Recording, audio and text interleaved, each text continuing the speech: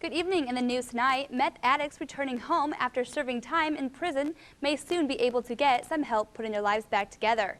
And President Bush says he opposes a windfall profits tax on oil companies. And in sports, Cubs pitcher Greg Maddux is 5-0 for the first time in his career, and the Pacers regain the upper hand in their playoff series with the Nets. Newscenter 22 is next.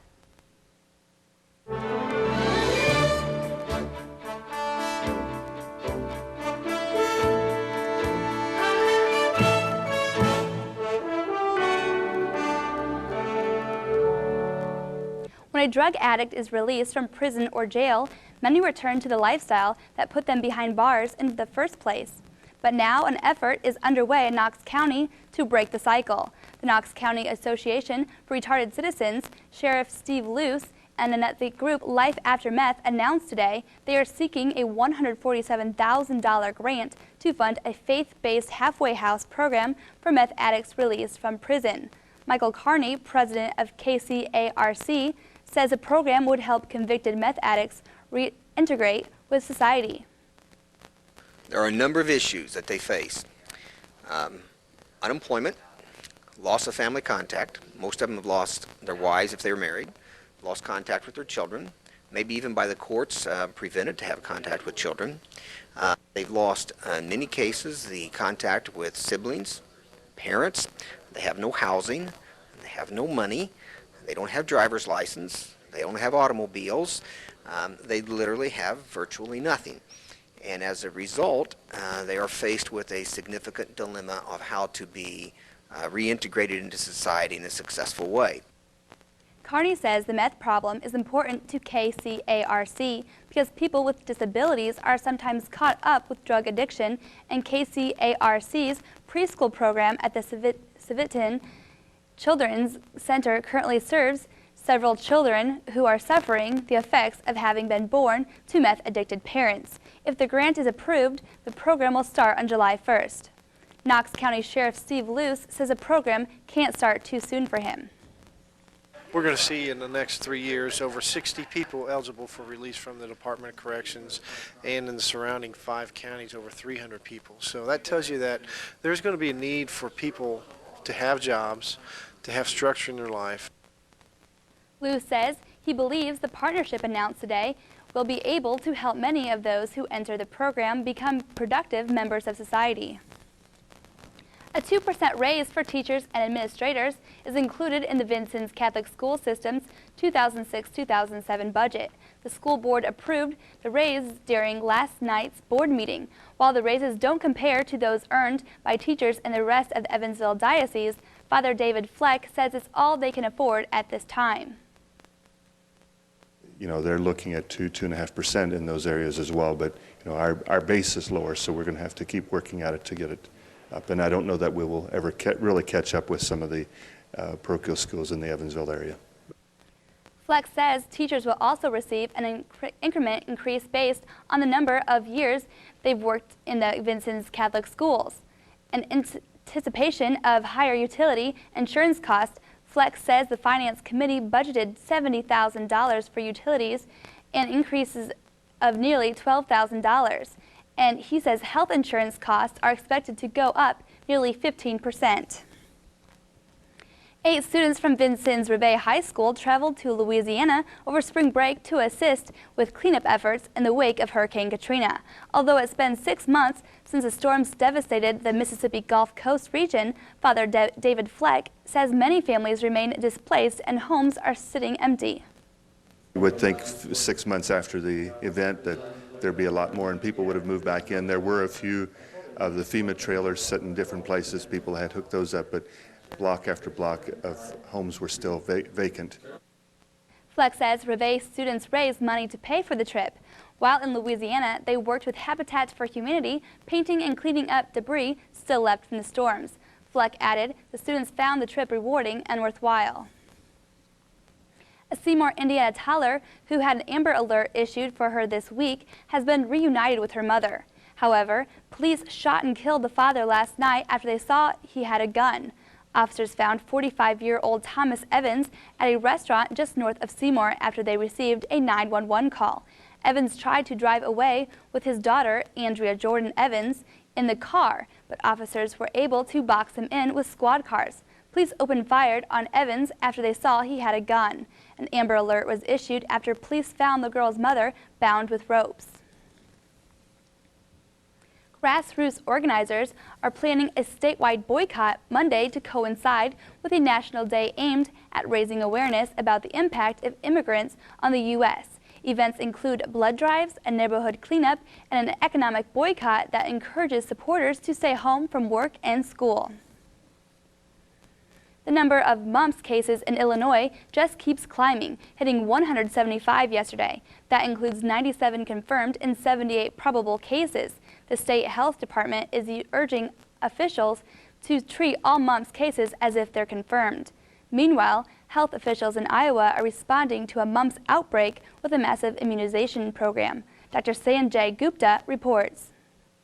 The CDC has rushed 25,000 doses of the mumps vaccine into the Midwest to try to control the largest mumps outbreak in the U.S. in more than 20 years.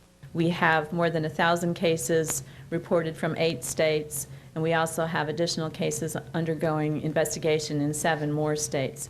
Mumps used to be as common in kids as chickenpox is today, but thanks to a vaccine developed in the 60s, the disease really has gone the way of black and white TV. Now there are only a few hundred cases in the U.S. each year, and the last major outbreak in the U.S. was in the late 1950s. But a recent outbreak in Great Britain just last year left about 60,000 people infected. That same strain of the disease has been found in mumps patients in Iowa. The vaccine is about 80% effective with just 1 dose. The recommended second dose increases a person's immunity to 90%. But many college students never got that second dose. And officials say they believe that's exactly where the outbreak began, in a college dorm. We certainly know college campuses because of the close living quarters, the fact that they spend a lot of hours a day in the cafeteria or in classes together, and also their social behavior. Obviously, there can be sharing of saliva with beer glasses and things like that. They have a high risk of transmitting a disease like mumps. The symptoms of mumps are usually flu-like, and because most doctors haven't seen a case of the disease in many years, it can be easy to misdiagnose at first. Initially, you might just have fever, headache, not feel very well, but most people will go on to developing the parotid gland swelling or the swelling of the salivary glands under the jaw, and they sort of get that classic chipmunk look. The disease is also spread, much like the flu.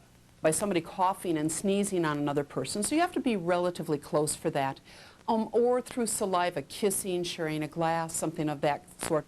And although mumps is rarely fatal, it can cause miscarriages in early pregnancy and other lasting effects such as deafness or sterility. So experts recommend taking precautions like you would with the flu. Don't share food or drinks and wash your hands regularly. Also, make sure you've had both doses of the vaccine. If you've already had the mumps, experts say it's unlikely you'll get it again. Dr. Sanjay Gupta, CNN, reporting. The city of Sullivan has secured a $7 million loan through the state's wastewater revolving fund to finance a new mechanical wastewater treatment plant and other needed upgrades. The loan will save the city about $1.3 million in interest over a 20-year period. Indiana Governor Mitch Daniels will be on hand as the 200th commencement exercises begin at Vincennes University Saturday afternoon. Both Governor Daniels and Mike Eskew, Chair and Chief Executive Officer of UPS, receive honorary degrees. VU President Dick Helton says Daniels and Eskew are trailblazers in their fields who will inspire graduates. Members of the class of 1956 will also be recognized on the 50th anniversary of their graduation. WVUT-TV will broadcast the commencement exercises beginning at 3 p.m. Saturday. Still to come on Newscenter 22, President Bush covered a lot of territory today, from violence in the Sudan to taxing oil company profits, and a report on more pork barrel spending on Capitol Hill. Stay with us.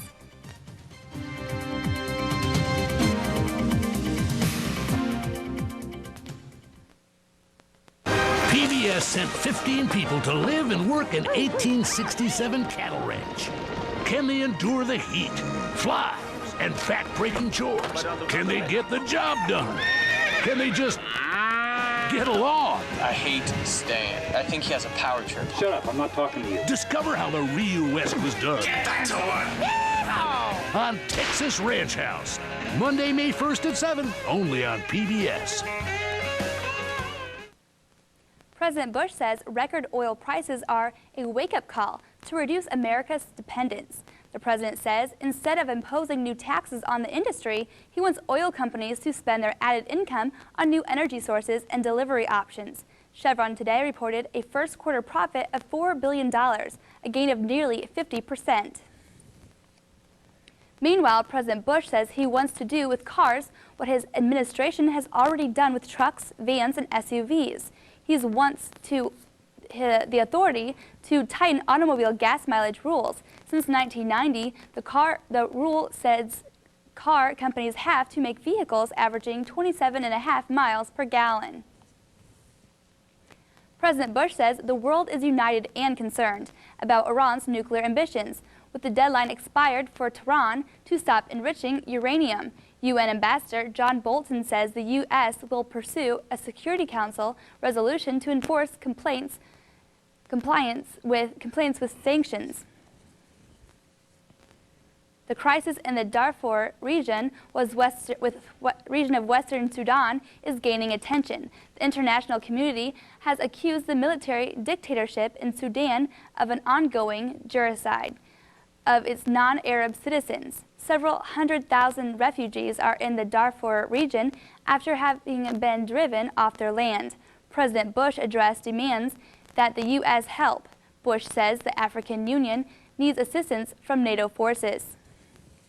My message to them is we expect there to be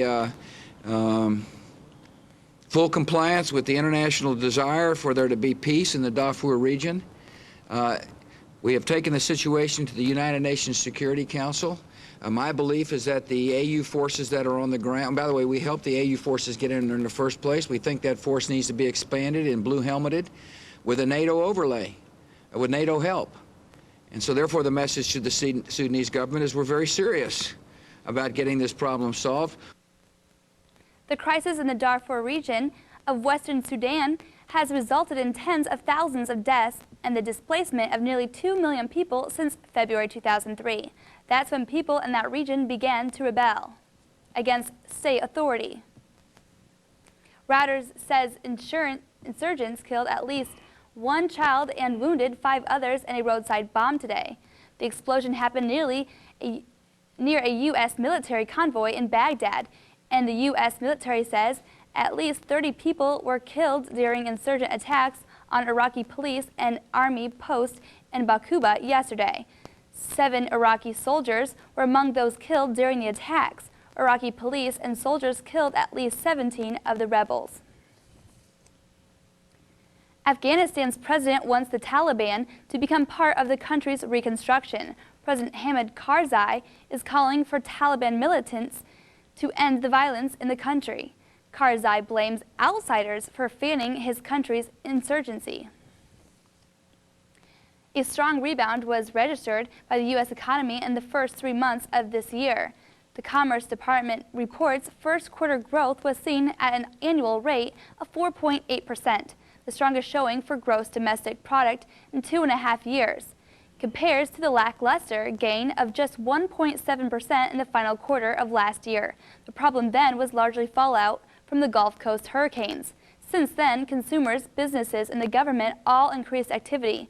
Even then, acceleration inflation was reported to have moderate in the first quarter. Congress is trying to raid the Treasury in the name of Katrina relief and using the money, your money, on a whole lot of pork barrel projects instead. Joe Johns looks at who would feed at the trough. Keep an eye on your wallet. The Senate's got some special projects it wants billions for, and it wants your money. It started as a $92 billion emergency request from the president to pay for the war and for Hurricane Katrina. But then it hit the U.S. Senate, and senators packed on hundreds of millions more, an extra $14 billion to be exact. Nobody would run their household this way. No business runs this way. This is a gimmick under which we can disguise how much we put this country in debt. So, What is an emergency and what isn't? Politicians have stretched, twisted, even mangled the definition of emergency just to show folks back home they can still deliver the goods in an election year. But Senator Tom Coburn of Oklahoma is having none of it. In fact, he tried to shame his colleagues by spelling out the official definition of emergency. Unforeseen, unpredictable, and unanticipated. And what counts as an emergency in this bill? There's money in there to help New England shell fishermen with their toxic red tide outbreak last year. What does that have to do with Katrina? Absolutely nothing.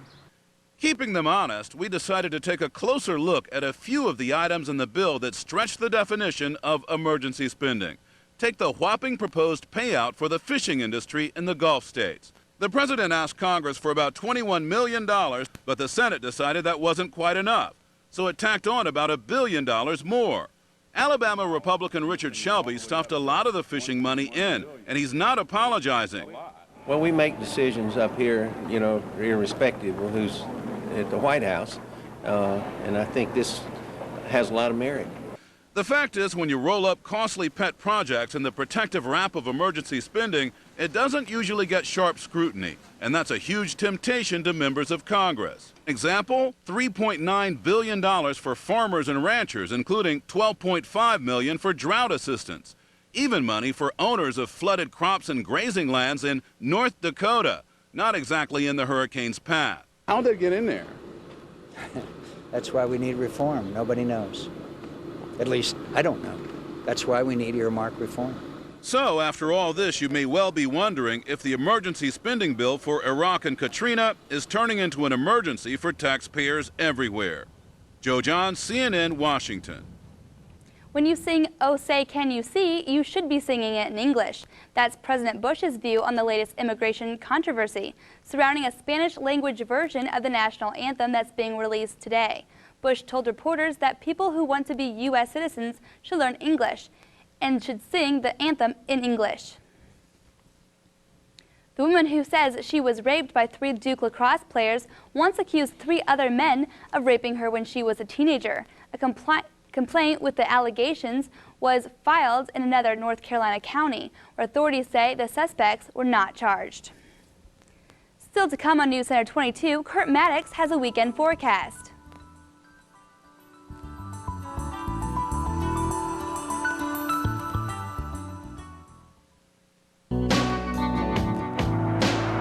You want the truth. We'll help you find it. You want the whole story. We won't stop until it's uncovered. You want to think for yourself. We'll give you what you need to decide. Frontline. In a world full of questions, we answer to no one but you.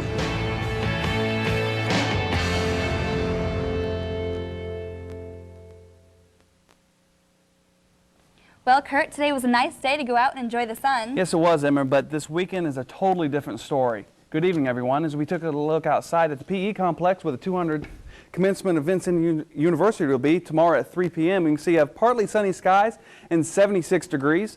Winds are from the southeast at 13 miles per hour, but they're gusting up to 21. Humidity is at 21%, and the barometric pressure is staying steady at 30.15 inches. Some area temperatures, we have Princeton, Indiana, sunny and 63. Paoli, Indiana is sunny and 64. Sullivan is sunny and 61, and Mount Carmel, Illinois is sunny and 61 as well. Our national temperatures map will show a warm up throughout the area in the Midwest and the Northeast. You can see Memphis, Tennessee is at 73, and our cold spot yesterday has warmed up 13 degrees. Escanaba, Michigan is at 59. Now, as we move south into Florida and the Georgia region, you can see they were in the high 80s, low 90s yesterday, but now they are in the high 70s, low 80s, with Tampa at 82 and New Orleans at 78. Our hot spot is once again down in Brownsville, Texas at 89. Our cold spot, however, is in Denver, Colorado at 46. But if we move out to the Pacific region, you see a wide range of temperatures. Like Sacramento is at 80 and the streets of San Francisco are at 56. Our frontal map will show this high pressure system that's up in Canada right now was over us yesterday and parts of today, and it brought us to the clear skies that we have. But this big patch of rain from Minnesota all the way down to Texas, you can see some severe spots in Missouri, Kansas, Oklahoma, and Texas. they will be pushing our way into tomorrow at 1 or 2 o'clock. So if you're going to that commencement, I would suggest bringing an umbrella. Now this high pressure system over Washington State will push in and give us clear skies into Tuesday morning, into Tuesday afternoon. So let's take a look at your forecast. Tonight, mostly cloudy with a low of 55. Tomorrow, 60% chance of rain with a high of 64. Tomorrow night, we're going to have an 80% chance of rain with a low of 56. Our extended forecast will show that Sunday we'll have rain with a high of 60 and a low of 53. Monday is going to have thunderstorms with a high of 67, a low of 56. And Tuesday we're clearing up with a partly cloudy skies, high of 67 and low of 50. And Emma, that's a look at your weather. Thanks, Kurt. Still to come on Newscenter 22, Michael Nice has the latest on the NFL Draft, plus the rest of the day in sports.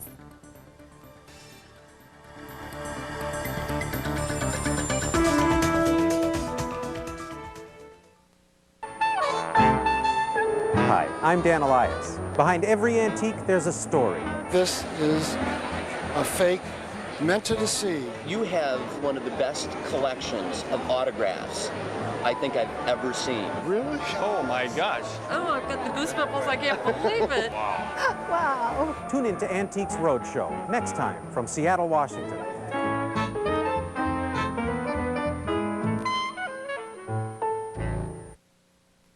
Running backs draft status is becoming cloudy. Good evening, everyone. For TV 22 Sports, I'm Michael Nice. NFL Players Union head Gene Upshaw confirms that the union is investigating the role of agent David Caravantes in rent payments made for the family of Heisman Trophy winner Reggie Bush. And the NFL has alerted some teams about a potential extortion of Bush's family after the Southern Cal running back didn't sign with a marketing company tied to Caravantes.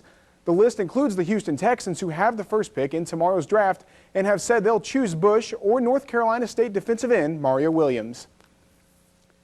The Indianapolis Colts are heading into the NFL draft this weekend hoping to find their future running back. It might be a lot to expect with the Colts' first pick at number 30, but the Colts are in a tough spot after losing Edgerrin James to the Arizona Cardinals. Jermaine O'Neal finally stayed out of foul trouble, and that was bad news for the New Jersey Nets.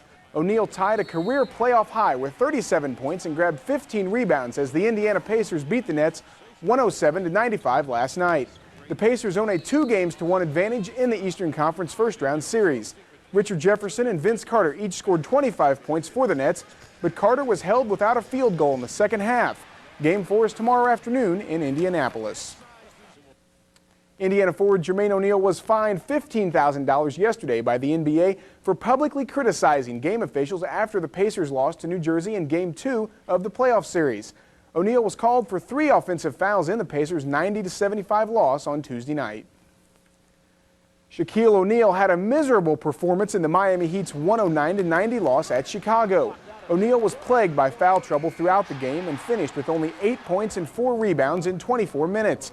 Ben Gordon had 24 points as the Bulls took Game 3 of the Eastern Conference quarterfinal series after dropping the first 2 in Miami. Dwayne Wade had 26 points for the Heat, who play Game 4 in Chicago Sunday. The Denver Nuggets earned a home win after dropping the first 2 games of their opening round series in Los Angeles. Carmelo Anthony scored 24 points, and the Nuggets allowed just 17 points in the fourth quarter of a 94-87 triumph over the Clippers. 3 more first-round NBA playoff games are on tap tonight. Washington hosts Cleveland 3 days after leveling the best-of-7 series at a game apiece. San Antonio visits Sacramento, holding a 2-0 series lead, and the Los Angeles Lakers entertain the Suns after gaining a split of the opening 2 games in Phoenix. For the first time in his career, Greg Maddux has won his first 5 decisions, throwing 6 innings of 2-run ball and a 6-2 Cubs win over Milwaukee. Maddux now has 323 career victories. Rodney Cedeno and Jock Jones homered for the Cubs. Dave Bush took the loss for the Brewers. The St. Louis Cardinals are riding a 4-game win streak entering tonight's game against visiting Washington. Sidney Ponson and Jim Edmonds helped the Cards coast to an easy 6-2 win over Washington last night. Ponson improved his record to 3-0 by holding the Nationals to 2 runs and 5 hits. Edmonds gave Ponson all the runs he'd need by belting a 3-run blast in the first inning. Tony Armas starts for the Nationals today, and Jason Marquis takes the mound for the Cardinals. Over in the American League, Ben Broussard entered yesterday's Major League action with 9 RBIs in the Cleveland Indians' first 21 games of the season. The first baseman almost doubled that total in the Indians' 15-3 pounding of Boston, hitting 2 homers while collecting a career-high 8 ribbies.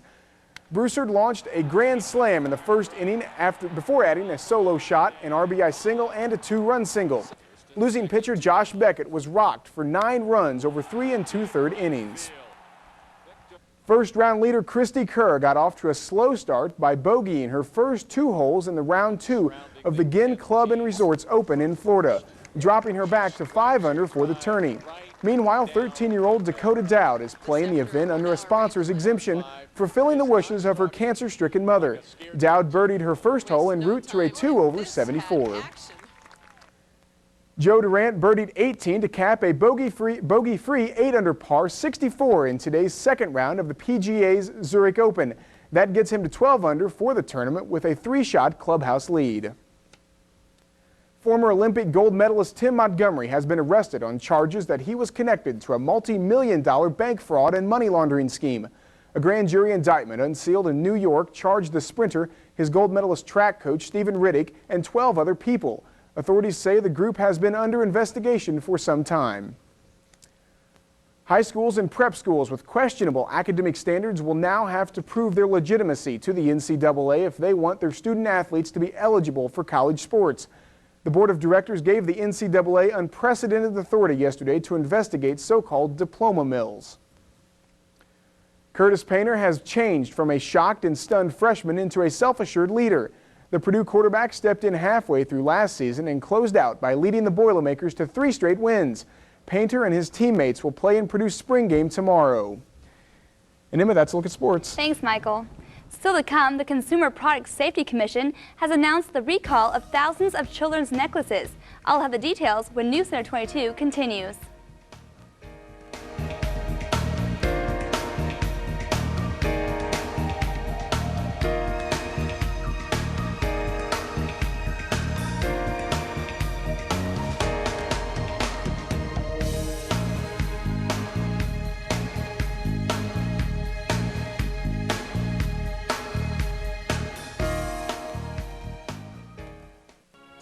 Tune in to WVUT this Friday night.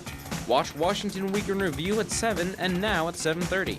At 8, Scientific American Frontiers takes a look back at the decades of effort that culminated in the deep sub Alvin reaching the ocean floor, and a look forward to what's next now that Alvin's retiring. Stay tuned at 8:30 for Tavis Smiley, Friday night on WVUT.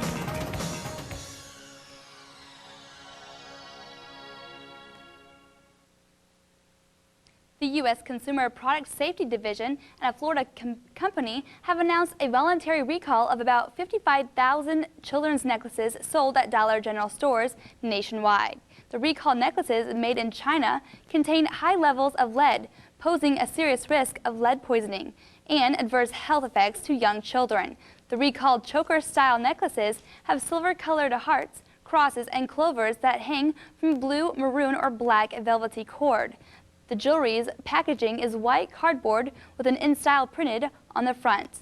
The necklaces were sold at Dollar General stores from January 2003 through December of 2005. Consumers should immediately return the recalled jewelry to the nearest Dollar General store for a refund. And that's all for this evening. For Michael Nice and Kurt Maddox, I'm Emma Hall. Good night.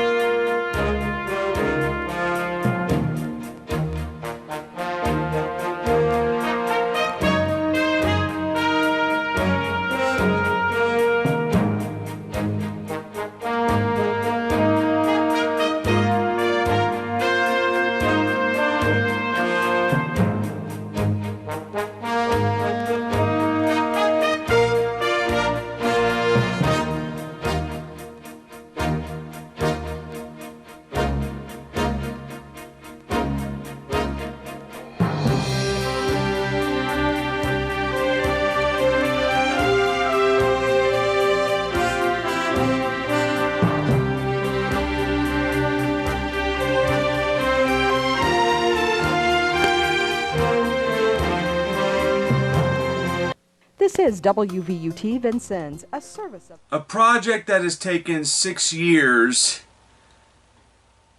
to accomplish is finally complete. For those of you who are wondering what's going on here,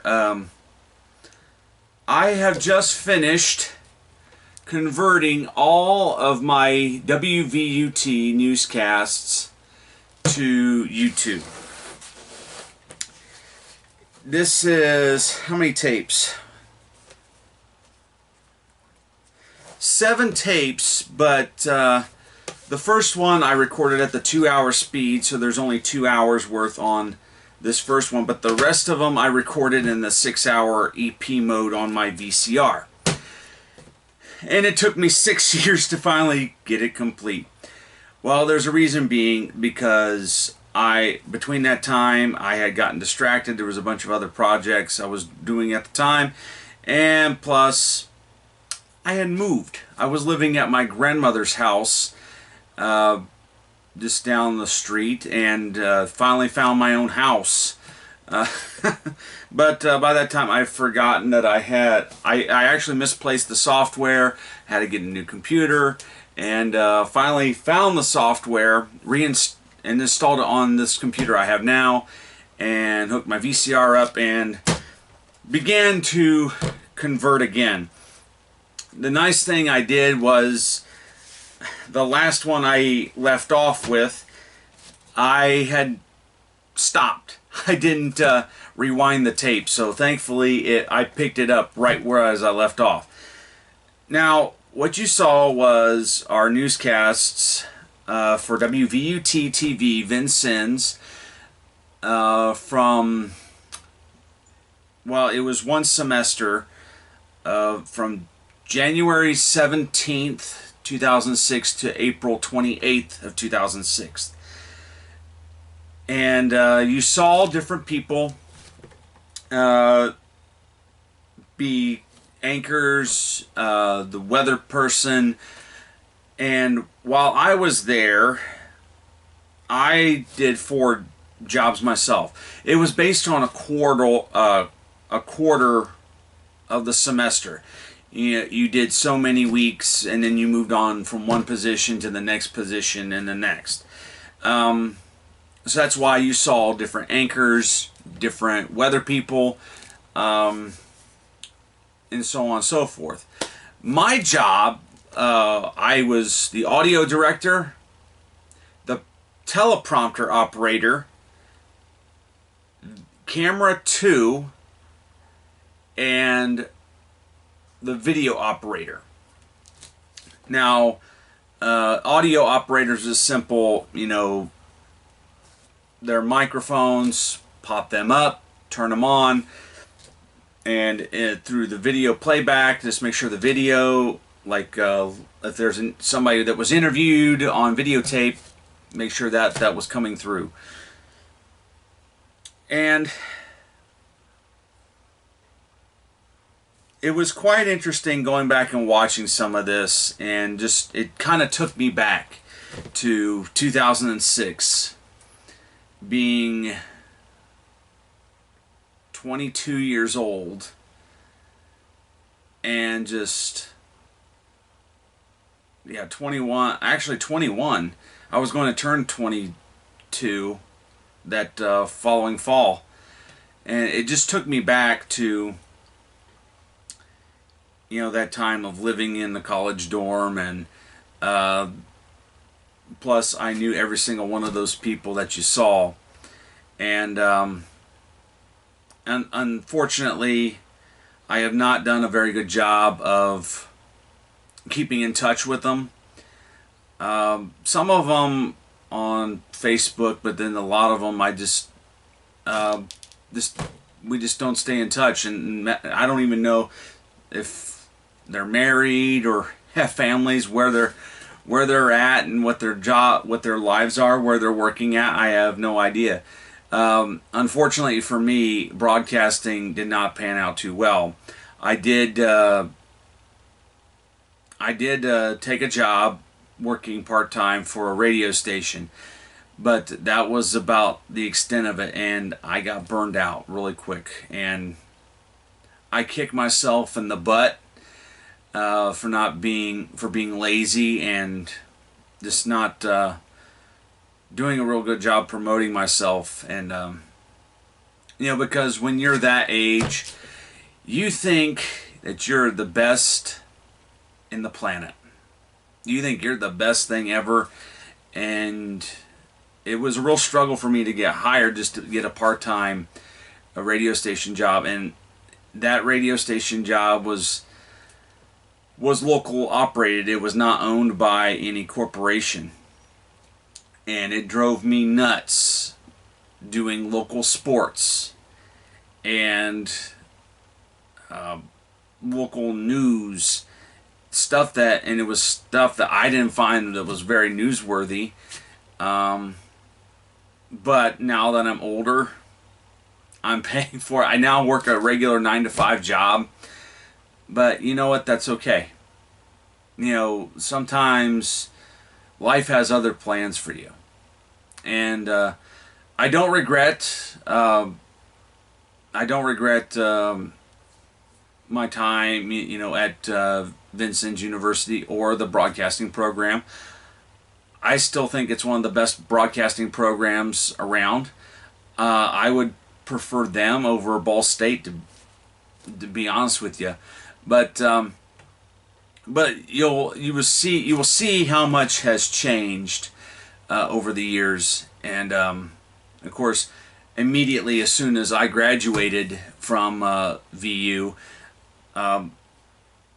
the format, the way they did things changed. They later upgraded to high definition in their cameras and the newscast, and went from 2 anchors down to a single anchor and a weather person, and I think they even do news breaks. So yeah, but a lot has changed.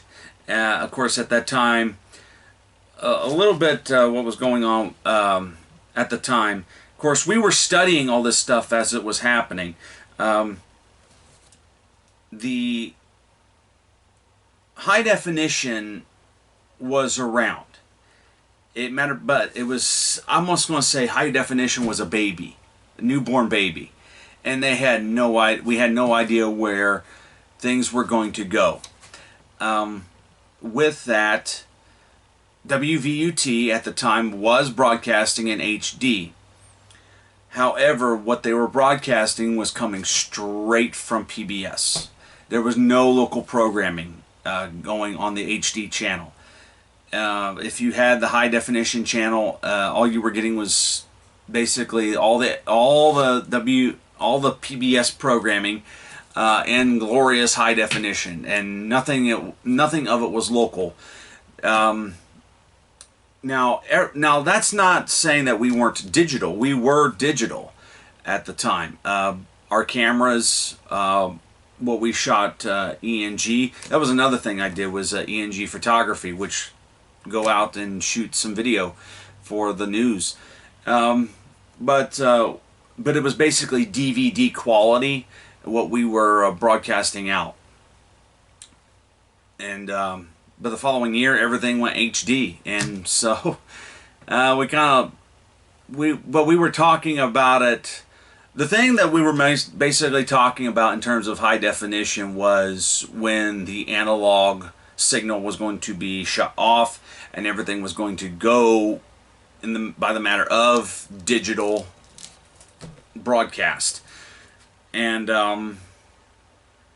well, yeah, here we are. HD is here. It's standard. And of course, at that time, we were talking 1080p. Now we talk 4K. Yeah, that's how much things have changed. And over the past, we're dawning on, oh my gosh, I don't even want to think about it. We're dawning on a long time.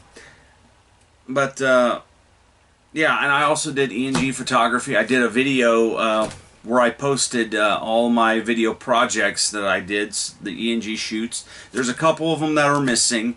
I think there was a county council meeting or there's a council meeting missing. There's a boys basketball game that's missing. I don't know if I just didn't capture it. I even tried the SVHS tape I have to see if it was on there, and nope. But that's a look back in time to my time at Vincennes University, part of WVUT, the newscast. The reason why I did it is because they told us to save everything, and well, I did save everything, but it's on VHS tapes. And as you can, if you watched any of them, you saw that some of the quality of these tapes are pretty bad shape. And that's the reason why I did it and finished the project. Started it back in 2015. And just now finishing it. So, but luckily I did save it all into a playlist that you can browse around and take a look and see what was life like in 2006. So, from me to you, see you later.